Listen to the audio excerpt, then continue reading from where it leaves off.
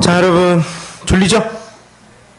야, 이거 졸음이 아니요, 누구야? 두고 보겠어요, 우리 상황. 두고 보는 걸로. 자, 오늘은요, 우리 계속해서 우리 중간중간에 이렇게 뭐 지난주에 동물원 갔다 오고 이래가지고 조금 흐름이 이렇게 끊기는 이런 자꾸 있는데, 그래도 여러분 잘 기억하실 거라 생각합니다. 그렇죠? 산상설교를 지금 쭉 하고 있는데요.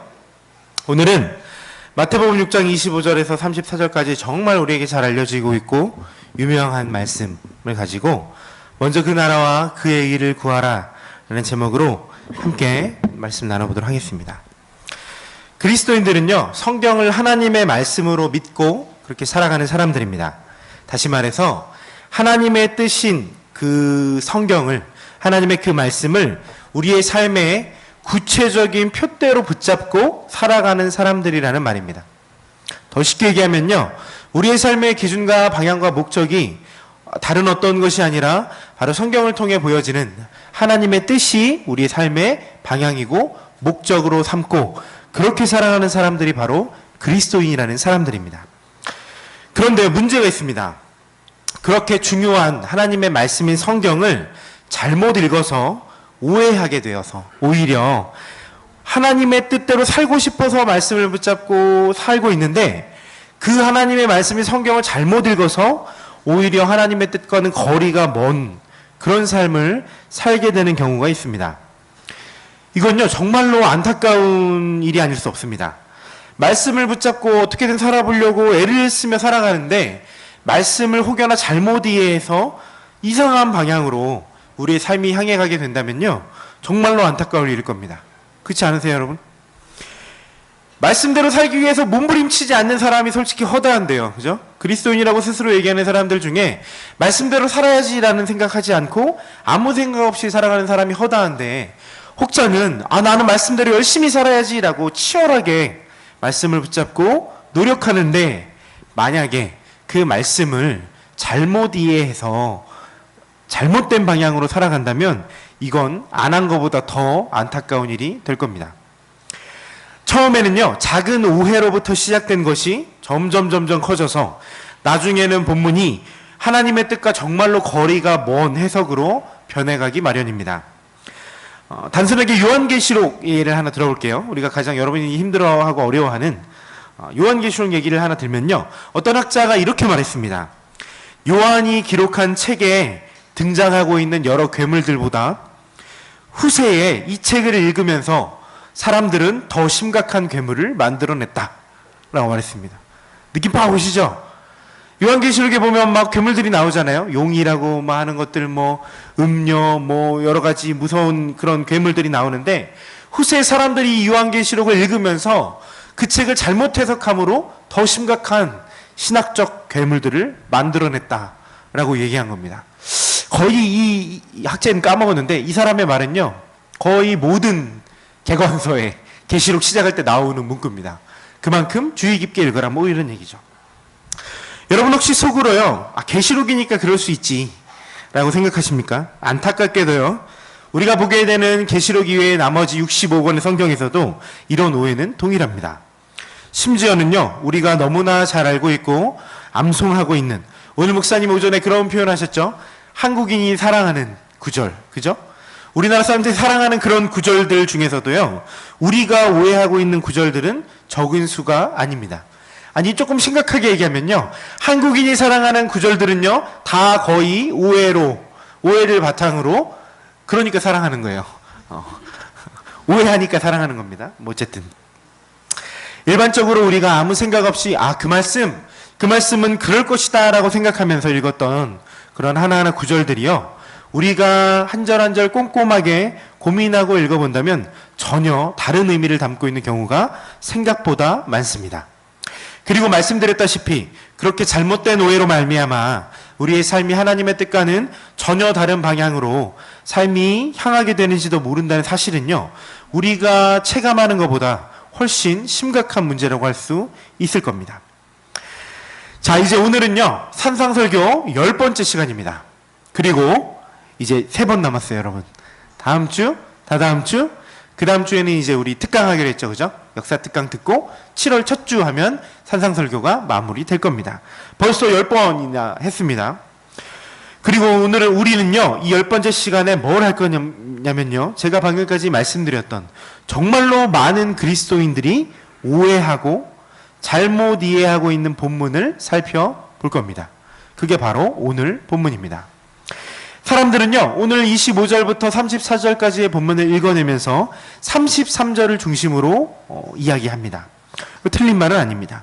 33절은 정말 유명한 구절이죠. 오늘 제목으로도 삼았지만 이런 표현입니다. 그런즉 너희는 먼저 그의 나라와 그의 의를 구하라. 그리하면 이 모든 것을 너희에게 더하시리라 라는 말씀입니다.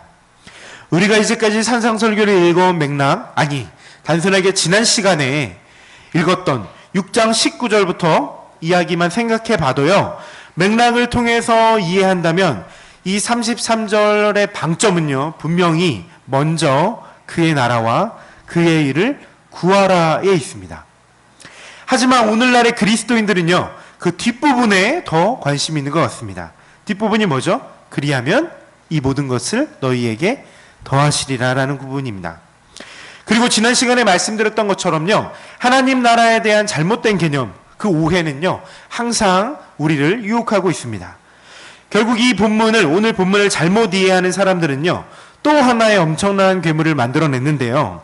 어떤 괴물이냐면요, 바로 하나님 나라의 일을 먼저 생각하고 열심히 하면 하나님께서 우리의 삶을 반드시 축복하시고 우리로 하여금 풍족하고 부자가 되게 하실 것이다 라는 괴물입니다. 그리고 여기서 얘기하는 하나님 나라, 그의 의는요, 또 자연스럽게 교회의 봉사와 연결지어지는 오해를 하고 있는 거죠. 또 다른 괴물이 또 있습니다. 이 말씀을 가지고 나타난 두 번째 괴물은요, 이런 겁니다. 그렇기 때문에 우리의 삶 속에서 더 이상 염려하지 말고 다만 믿습니다라고 믿음으로 기도하면 우리에게 있어야 할 것이 무엇인지 다 아신 하나님께서 무조건 우리를 책임지시고 축복해 주셔서 역시 풍족하고 부유하게 채워주신다라고 믿는 괴물입니다. 이렇게 탄생한 이 두 괴물이요, 엄청나게 강력합니다, 여러분. 그래서 오늘날을 살아가는 마른 그리스도인들을 좌지우지하고 있는 것이 사실입니다. 자, 이제부터 오늘요, 우리는요, 이 본문 말씀을 살펴보면서 제가 방금 말씀드렸던 이 두 가지 괴물이 도대체 어떠한 오해 때문에 생겨나게 되었는지 알아볼 거고요. 그리고 과연 본문을 통한 예수님의 올바른 메시지는 무엇인지 한번 생각해보는 시간을 가지도록 하겠습니다. 오늘 설교 그렇게 길지 않으니까 좀 집중해 봅시다. 오늘 10페이지를 제가 준비했는데요, 벌써 4페이지로 넘어갔네요. 이게 뭐지? 오늘 왜 이러죠? 이상하네. 아무 얘기도 안 한 것 같은데 벌써 그래요. 뒤를 살짝 늘려볼게요, 여러분. 자, 오늘 본문은요, 지난 시간에 이어서 산상설교의 중간 정리라고 할 수 있는 부분입니다. 기억하시죠? 19절부터 중간 정리격이라고 말씀드렸는데, 지난 시간에는 오늘 본문의 앞부분이었던 19절에서 24절의 말씀을 살펴보았는데요. 무슨 얘기를 했었냐면, 땅이 아니라 하늘의 보물을 쌓아놓으라 라는 예수님의 말씀을 이해하기 위해서 우리는 땅에 대한 개념, 그리고 하늘에 대한 개념에 대해서 생각해 보았습니다. 기억나시죠? 안 나요? 2주 전인데? 땅에 대한 개념 생각나시죠? 단순히 물질적인 이 땅이 아니다? 끄덕끄덕 한 3분이 하시니까 넘어갈게요. 참. 그래요, 여러분. 어떻게 할까? 매주 설교를 하고 어떻게 시험을 볼까요? 그래요. 다음 학기에 또 해도 아무도 모를 것 같아요. 자, 어쨌든 땅에 대한 개념, 하늘에 대한 개념을 생각해 보면서 도대체 땅이 아니라 하늘에 너희의 보물을 쌓아놓아라 라고 말씀하셨던 예수님의 말씀이 어떤 의미를 가지고 있는지 살펴보았습니다. 그리고 이어서요, 이런 표현이 있었죠. 눈은 마음의 등불이니까 올바른 곳을 향해야 한다 라는 말씀들을 살펴보면서 결국에 예수님께서 이 이야기들을 통해 하시고자 하시는 말씀은 지금 우리가 무엇을 바라보며 살아가고 있는가에 대해 말씀하고 계시다고 함께 이야기를 했습니다. 또 마지막으로 이런 말씀하셨죠. 우리는 두 주인을 섬길 수가 없다. 하나님과 재물을 겸하여 섬길 수가 없다. 그러니까 너희는 이제라도 땅이 이야기하는 기준, 땅이 너희들에게 요구하는 가치관들, 재물을 중심으로 하고 마치 그것이 삶의 목적인 양 말하는 이런 것들을 내려놓고 하나님의 뜻이, 하나님의 통치가 하늘에서처럼 이 땅 가운데 실현되는 것들을 소망하는 하나님 나라를 바라보며 살아야 한다 라고 말씀하시는 예수님의 말씀을 살펴보았습니다. 조금 기억나세요? 이제 제가 지난 시간 복습을 다 했는데 이런 이야기들을 가지고요, 그래서 지난 시간 설교 제목이 뭔지 기억하십니까? 우리의 마음이 있는 곳은 어디입니까? 그렇죠? 전혀 생각이 안 나시나 봐요. 그래요, 못 들은 걸로 할게요. 다 생각나신 걸로. 자, 불쌍하지도 않나 봐. 막 웃어요 우리 상어가. 나쁜 놈. 자, 오늘은요 그 뒤에 이어지는 25절에서 34절까지 이야기입니다. 지난 시간에 이미 말씀드렸다시피요, 19절부터 34절까지, 아니 더 정확하게는 산상설교의 시작부터 끝까지 한 번에 읽어내야 하는 게 맞겠지만, 한 호흡으로 읽었어야 할 부분이지만 설교라는 형식상 이렇게 긴 구절을 담을 수가 없어서 지난 시간과 오늘에 걸쳐서 이렇게 중간 부분을 두 번에 걸쳐서 나누게 보게 되었습니다. 그렇기 때문에요, 우리는 머릿속에 하나를 넣고 오늘 말씀을 읽어야 되는데요, 그게 뭐냐면 당연히 오늘 읽을 말씀은 지난 시간에 살펴보았던, 제가 방금 복습하면서 말씀드렸던 그 말씀과 그 메시지나 주제의 면에서 동일한 목적과 의미를 가질 것이다 라는 생각입니다. 당연하죠? 한 번에 하신 말씀을 우린 끊어 읽다 보니까 이걸 오해할 때가 있는데요, 지난 시간에 나눴던 이야기와 오늘 본문은 예수님께서 한 호흡으로 하고 계신 말씀이다라는 말이에요. 그러니까 당연히 하나의 주제에 대해서 얘기하고 계시고요, 하나의 목적을 얘기하고 계시고요, 하나의 메시지에 대해서 이야기하고 계시구나라는 전제를 우리들의 머릿속에 염두에 두고 함께 읽어야 할 겁니다. 그 내용이 뭐라고요? 지난 시간에 했던 내용이 뭐라고요? 그리스도인들은 이 세상의 기준, 땅의 기준이 아니라 하나님의 뜻이 이루어지는 하나님 나라를 소망하며 살아야 한다라는 이 맥락입니다. 자, 이것들을 기억하면서 오늘 본문을 읽어보도록 하겠습니다. 먼저 25절에서 26절입니다. 벌써 조시는 분이 계시는데 눈을 뜨시고 집중해서 잠을 깨는 마음으로 한번 25절에서 26절까지 읽어보도록 하겠습니다. 시작!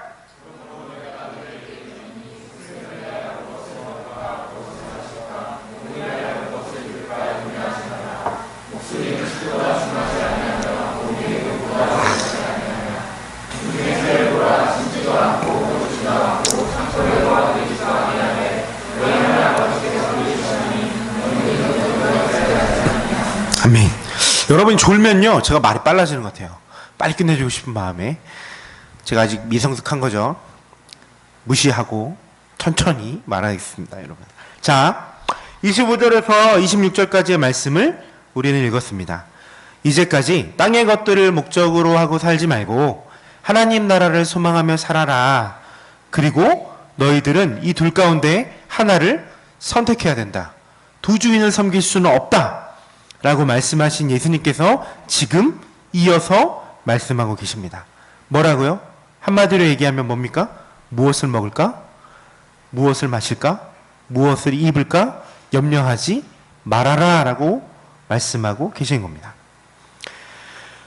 목숨을 유지하기 위해 음식을 먹고요, 몸을 유지하기 위해, 보호하기 위해 의복을 입는 건데, 세상은 마치 음식을 위해, 그리고 좋은 옷을 입기 위해 살아가는 것처럼, 그렇게 재물을 삶의 목적처럼 여기고 살아간다는 말입니다. 이게 바로 지난 시간에 말씀드렸던 재물로 표현될 수 있는 세상의 기준과 가치관입니다. 바로 땅이라고 표현된 이야기입니다. 당시의 사람들은또요, 결국 이런 것들을 추구하면서, 세상이 요구하는 이런 가치들을 추구하면서 하나님 이외의 것을 추구하는 그런 죄된 삶을 살았다는 겁니다. 오늘날의 이 세상이 좋은 집과 차, 명예와 지위, 결국에 생각해보면요, 다른 사람보다 내가 더 우위에 설 수 있는 재물, 생존을 뛰어넘어 나의 욕심을 채울 수 있고 다른 사람보다 우월감과 만족감을 느낄 수 있는 그 재물 자체가 우리의 삶의 목적이다 라고 제시하는 것처럼 지금 예수님이 살아가셨던 이 당시 1세기 시대에도 여전히가 아니죠. 그때가 먼저니까, 그죠? 좋은 음식들을 먹는 거, 그리고 더 좋은 옷을 입고 누리며 신분의 격차를 체감하며 스스로 즐거워하는 것, 그렇게 더 좋은 재물을 통해서 다른 사람들보다 내가 높아지고 우위에 서고 만족감을 느끼는 그것이 마치 삶의 목적인 것처럼 그 당시의 세대도 말했다는 겁니다. 그래서요, 예수님께서는 지금 말씀하고 계신 겁니다. 정말로 세상의 기준과 재물이 너희의 주인이 아니라 하나님이 너희들의 주인이라면 이제는 더 이상 그런 문제들 가지고 염려하지 말아라 라고 말씀하고 계신 겁니다. 그렇게 세상에서 스스로 높아지기 위해서 다른 사람들보다 더 많이 가지고 더 많이 누리기 위해서 더 높아지고 인정받기 위해서 그런 문제에 골몰하게 골도하면서 염려하지 말라라고 지금 말씀하고 계시는 겁니다. 여기에서 염려라는 단어는요, 우리가 조금 생각해 볼 여지가 좀 있는 것 같습니다. 단순하게 염려하면 우리 무슨 생각을 하냐면요, 걱정 이 정도로 생각하는데요.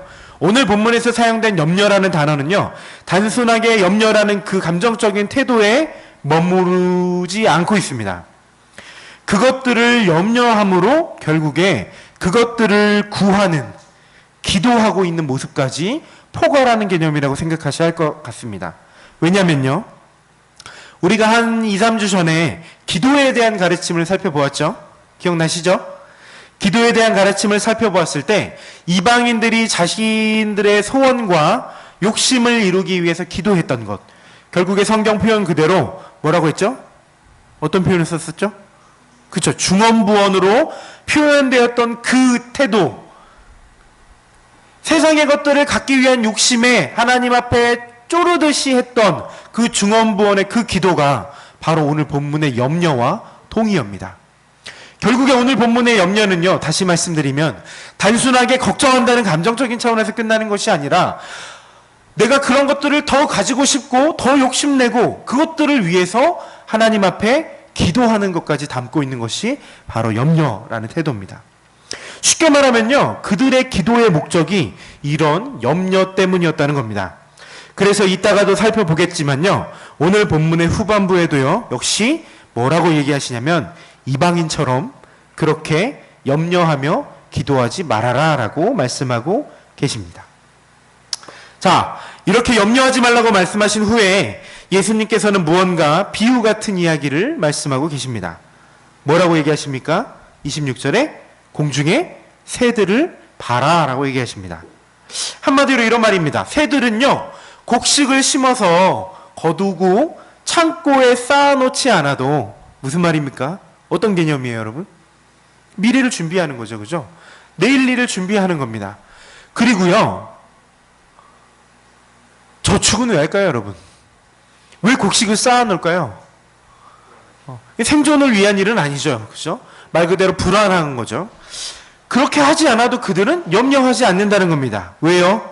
왜냐고 말씀하십니까? 바로 하나님께서 그들을 기르시기 때문이다라고 말씀하고 계십니다. 계속 한번 일단 읽어보고 이야기해 봅시다. 27절에서 30절도 쭉 읽어봅시다. 아마 27절을 읽으시며 절망하실 분들이 몇몇 계시겠지만 그래도 한번 읽어봅시다. 27절에서 30절 읽어봅니다. 시작!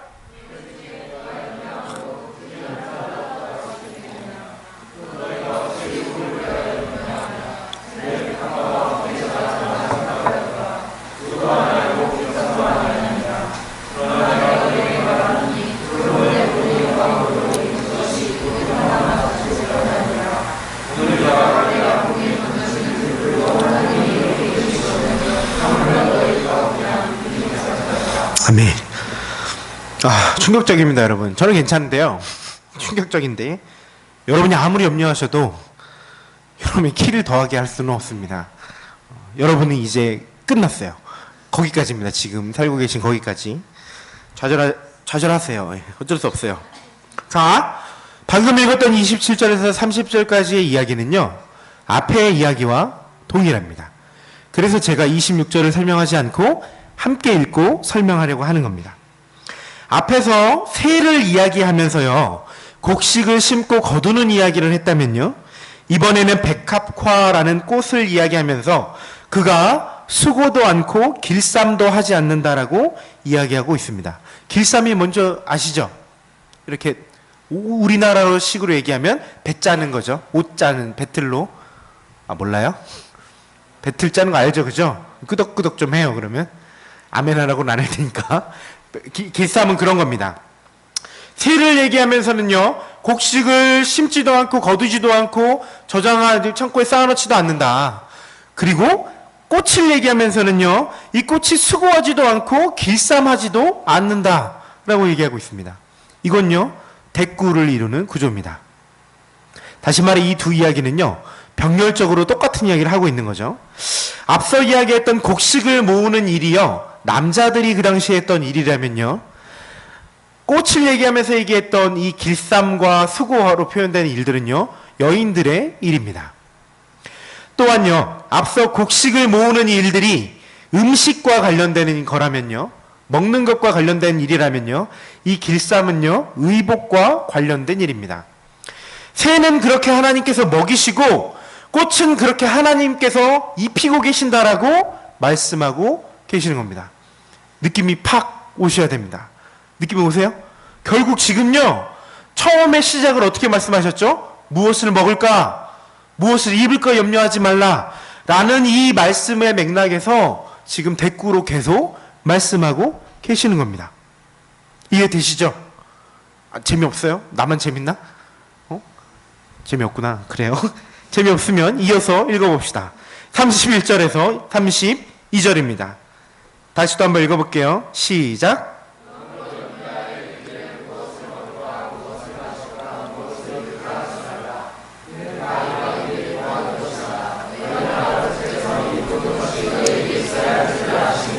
아멘. 어떻습니까? 제 말이 맞죠? 염려가 이방인들이 하는 기도와 똑같은 맥락에서 사용되고 있습니다. 예수님께서는요, 지금 새와 꽃을 통해 말씀하셨던 그 예시를 마무리하면서 지금까지 하셨던 이 이야기들의 의도가 결국 하나님께서 너희를 돌보시니까 너희는 이방인들이 중언부언 기도하는 것처럼 무엇을 먹을까, 무엇을 입을까, 이 땅에 너희들의 평안함과 안락함을 위해 염려하지 말아라 라고 말씀하고 계시는 겁니다. 결국에 25절 처음에 시작에 말씀하셨던 것과 같이 음식과 의복으로 표현되는 재물 그 자체, 지난 시간의 표현으로 말씀드리면 땅을 추구하는 그 삶을 목적으로 살아가면서 그것들을 누리지 못하고 가지지 못해서 걱정하고 염려하는 것이 얼마나 어리석은 일인지에 대해 말씀하고 계시는 겁니다. 그리고 이제 이 모든 이야기의 결론이 바로 33절에서 34절입니다. 마지막으로 다 같이 한번, 계속 짜요. 마지막으로 다 같이 한번, 여러분 저 설교 지금 20분 했어요. 긴 거 아니잖아요. 그죠? 10분만 더 할게요. 10분만 정신을 차려보세요. 개인적으로 저는 정말 이 말씀 읽으면서 많은 생각을 하게 됐는데, 더도 말고 덜도 말고 제가 느꼈던 은혜만큼만 여러분이 함께 나눴으면 좋겠을 마음에서 안 졸았으면 좋겠어요. 자, 마지막으로 33절에 34절 다 같이 한번 읽어봅니다. 시작!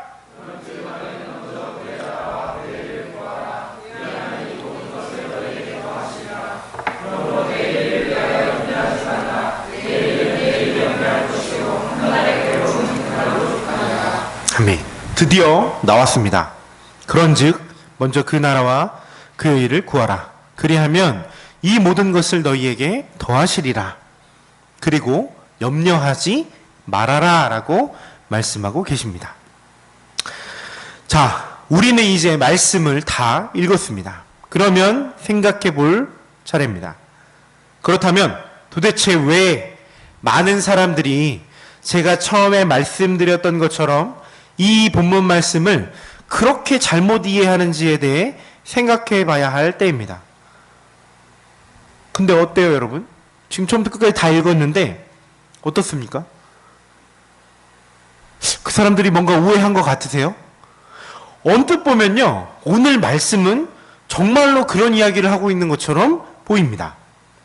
확실하게 예수님께서는 염려하지 말아라 라고 말씀하고 계시고요, 하나님께서 너희에게 있어야 할 것들을 미리 다 아신다라고도 말씀하고 계십니다. 아무리 맥락적인 이해를 해도요, 너희가 만약 세상에 눈을 돌리지 않고 하나님의 나라를 소망하고 그것들을 향해 살아간다면 너희가 포기하고 내려놓은, 너희가 기회비용으로 삼았던 세상의 모든 풍요로움을 하나님께서 알아서 채워주실 것이다 라고처럼 들리는 게 사실입니다. 그렇죠? 하지만요, 미묘하게 포인트가 다릅니다. 이 미묘한 포인트의 차이에서 예수님의 진짜 메시지와 우리가 오해하는 것과의 차이가 생겨납니다. 어디서 포인트가 다르냐면요, 바로 이 모든 것이라는 단어를 이해하는 방식에서 다릅니다. 이 말씀을 잘못 이해하고 무조건 하나님께서 우리에게 복을 주시고 부유하게 채워주실 것이다 라고 읽어내는 사람들의 심리를 살펴볼 필요가 있습니다. 결국 그들이 기대하고 있는 것은 무엇일까요? 뭘 것 같습니까? 바로 부유함입니다.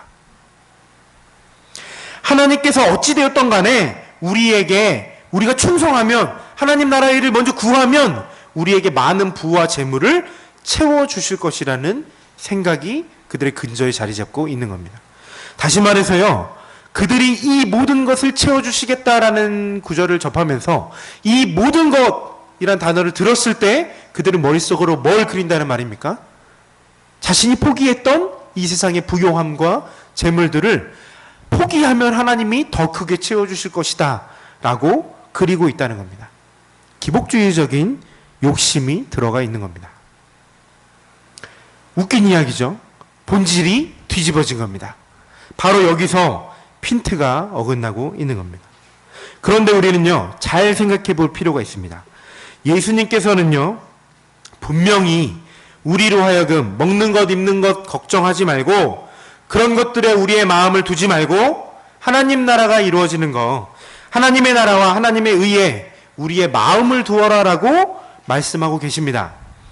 그렇게 하면 이 모든 것을 주시겠다라고 말씀하고 계십니다. 하지만 그 모든 것이 과연 무엇일까요? 우리가 기대하는 것처럼, 제가 방금 전에 얘기했던 것처럼 이 땅에서 더욱 풍족하게 될 부일까요? 우리가 오해하는 것처럼 예수 안 믿는 사람들보다 예수 믿는 사람이 하나님이 복을 주셔서 더 떵떵거리고 더 떳떳하게 살 수 있는 그 부요함에 대해서 말하고 있는 걸까요? 당연히 아닙니다. 이 모든 것이라는 구절에서요, 이라는 지시대명사가 뭔지 생각해 봐야 될 겁니다. 뭘 것 같습니까, 여러분? 이 모든 것 하면요, 바로 앞에서 얘기했던 새와 꽃을 통해 말씀하셨던 모든 것을 지칭합니다. 다시 말해서요, 새가 염려하지 않아도 그를 살게 해주시고, 또 꽃이 염려하지 않아도 그 꽃을 살아갈 수 있게 해주시는 것처럼 우리도 그렇게 이 땅에서 살아갈 수 있게 돌보아 주신다는 이야기입니다. 여러분, 새와 꽃은요, 욕심내지 않습니다. 생존 이외의 다른 것들을 욕심내지 않습니다. 그런 면에서 아까 곡식을 이야기하면서요, 저장하지 않아도, 곡식을 저장하지 않아도 그 새를 하나님이 책임져 주신다라는 말은 우리에게 더 의미심장한 말일 겁니다. 굳이 표현하자면요, 지금 예수님께서 말씀하신 이 모든 것은요, 바로 생존이라는 것에 필요한 것을 하나님께서 책임져 주신다는 말입니다. 이들이 실제로 염려하고 있는 것들처럼, 세상이 말하는 것처럼 더 풍요롭게 내가 가지고 그것들을 통해 다른 사람들보다 내가 높아지고 안정되고자 하는 욕심의 차원이 아니라 말 그대로 이 땅의 삶을 살아가면서 삶이 어그러져서 죽음이라는 것을 향하지 않도록 하나님께서 돌보아 주시겠다라는 약속입니다. 하나님께서 돌보시겠다는 이 말씀에 우리는 우리의 욕심을 투영해서 생존을 뛰어넘어 다른 사람들보다 더 안정되고 더 나은 삶을 약속받는 것처럼 우리의 욕심으로 비롯된 그 재물을 추구하는 부유함을 지금 약속해주고 계시구나 라고 기대하고 멋대로 읽어내고 있는 겁니다. 단순하게 생각해도 이건 말이 안 됩니다. 왜냐면요, 방금 전까지 바로 예수님께서 하신 말씀이 세상의 기준과 가치관 그 중심인 재물을 목적으로 삶을 살아서는 안 된다라고 말씀하셨기 때문입니다. 그것들 대신에 하나님이 주인 되심을 인정하는 그리스도인이라면 세상의 것들이 아니라 재물이 아니라 하나님이 주인 되시는 삶을 살아야 한다라고 방금 전에 말씀하셨기 때문입니다. 그리고 여러분 생각해 봅시다. 하나님이 주인 되시는 삶이 뭘까요? 하나님의 뜻대로 살아가는 삶입니다. 그리고 그 하나님의 뜻이 뭘까요? 나 혼자 배불리 먹고 욕심을 내어서 많은 것들을 혼자 소유하고 가지는 그런 삶이 아닙니다. 주변에서 힘들어하는 우리 이웃들을 돌보고요. 성경에서 흔히 사용하는 표현처럼 과부와 고아들을, 그걸로 표현되는 약자들을 돌보고 그들과 함께 삶을 살아가는 것이 바로 하나님의 뜻이다라고 성경은 이야기하고 있습니다. 내가 가진 것들을 포기하고 내가 가진 재물들을 포기하고 내어주더라도 내 주변에 힘없고 약한 자들을 돌보고 그들을 사랑하는 것이 하나님의 뜻입니다. 그리고 그것이 하나님의 나라입니다.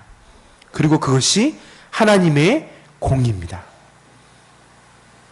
그런데 어떻게 예수님께서 우리에게 우리가 꿈꾸는 그런 욕심만큼의 재물과 세상에서 우리가 인정받기 원하는 그 수준만큼의 부유함을 주시겠다라고 약속하시겠습니까?